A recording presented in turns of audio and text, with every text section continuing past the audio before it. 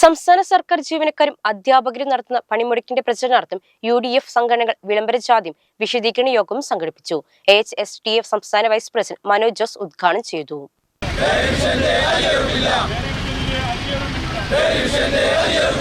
3 വർഷമായി തടഞ്ഞുവെച്ച 6 ഗഡു DA അനുവദിക്കുക, ശമ്പള പരിഷ്കരണ കുടിശ്ശിക അനുവദിക്കുക, പങ്കാളിത്ത പെൻഷൻ പിൻവലിക്കുക, മെഡിസപ്പ് അപാകതകൾ പരിഹരിക്കുക, ലീവ് സറണ്ടർ പുനഃസ്ഥാപിക്കുക തുടങ്ങിയ ആവശ്യങ്ങൾ ഉന്നയിച്ചാണ് പണിമുടക്ക് നടത്തുന്നത്.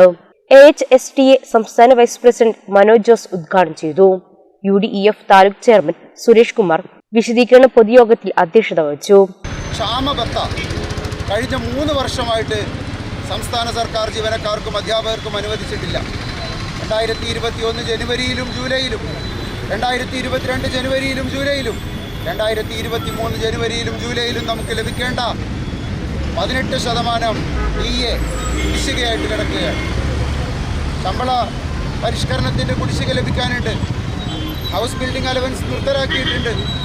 എല്ലാ തരത്തിലും ലീവ് സറണ്ടർ നിർത്തിയിട്ടുണ്ട്. അധ്യാപകർക്കും ജീവനക്കാർക്കും കിട്ടാനുള്ള എല്ലാ സാമ്പത്തിക നേട്ടങ്ങളും ഈ സർക്കാർ നിർത്തലാക്കിയിട്ടുണ്ട്. KSTU സംസ്ഥാന വൈസ് പ്രസിഡന്റ് VA ഗഫൂർ മുഖ്യപ്രഭാഷണം നടത്തി. വിവിധ സംഘടനാ പ്രതിനിധികളായ Umesh Kumar, CT Jamaluddin, Mansoor M, Prashobh AP, Sunil Kumar KM എന്നിവർ സംസാരിച്ചു. സഞ്ജയ് P സ്വാഗതവും സുരേഷ് തിരുവന്ത്ര നന്ദിയും പറഞ്ഞു. PP Abdul Rafi, CB തൊടുകയിൽ, Shebeer Nelliyali, Ibrahim Robin, Zacharia Mangadan തുടങ്ങിയവർ നേതൃത്വം നൽകി.